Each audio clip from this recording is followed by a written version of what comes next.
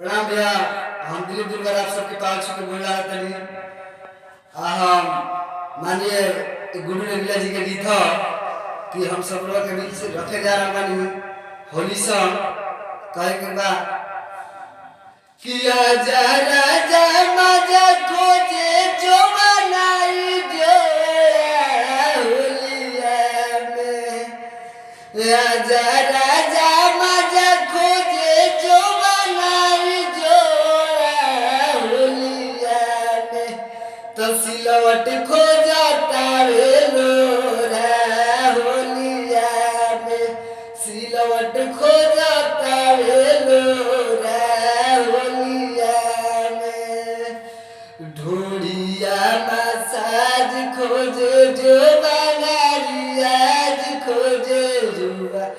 हरियाज खोजे जो बनारियाज खोजे अरे दिलीप जी हो भून लागे मुसरा रे तोरा होलिया में